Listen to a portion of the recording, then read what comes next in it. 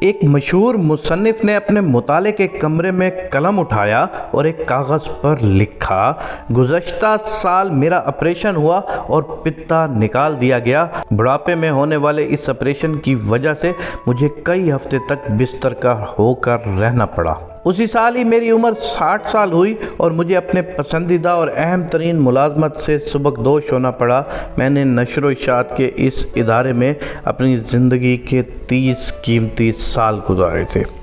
اسی سال ہی مجھے اپنے والد صاحب کی وفات کا صدمہ اٹھانا پڑا۔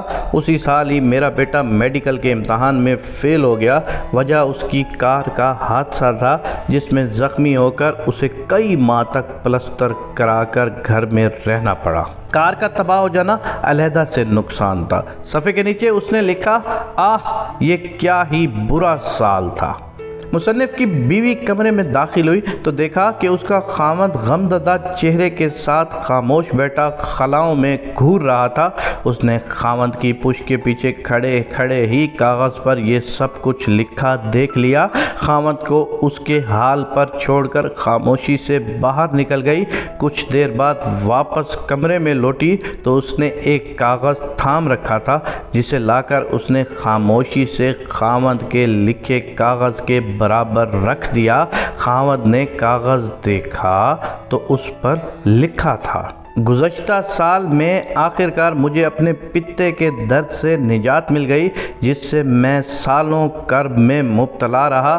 میں اپنی پوری صحت مندی اور سلامتی کے ساتھ 60 سال کا ہو گیا۔ سالوں کی ریاضت کے بعد مجھے اپنی ملازمت سے ریٹائرمنٹ ملی ہے تو میں مکمل یکسوئی اور راحت کے ساتھ اپنا وقت کچھ بہتر لکھنے کے لیے استعمال کر سکوں گا۔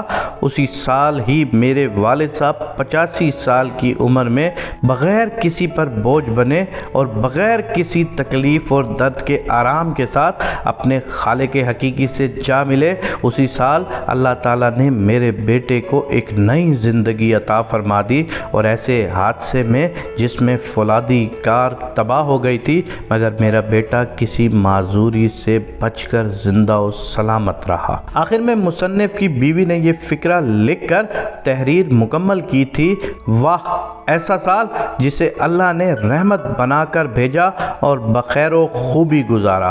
ملاحظہ کیجئے، بالکل وہی حوادثات اور بالکل وہی احوال لیکن ایک مختلف نقطۂ نظر سے۔ بالکل اسی طرح اگر جو کچھ ہو گزرا ہے اسے اسی نقطۂ نظر سے دیکھا جائے جو اس کے برعکس ہوتا ہے تو ہم اللہ تعالیٰ کی نعمتوں پر شاکر بن جائیں گے۔